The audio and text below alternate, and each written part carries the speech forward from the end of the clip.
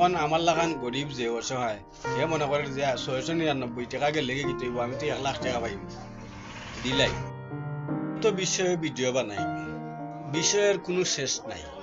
ইদানিং কয়েকদিন যাবৎ দেখতেছি যে কিছু কুচক্রী মহল তারা গরিব অনাথ অসহায় মিসকিন এদেরকে সাহায্য করবে বলে তাদের ভিডিও বানায়। ভিডিও বানাইয়া এটার মধ্যে ইমো নম্বর দেয়, দিয়া হয় যে ইমো নম্বরে যোগাযোগ করা লাগবে। আবার ইনবক্স বিকাশ নাম্বার চায়,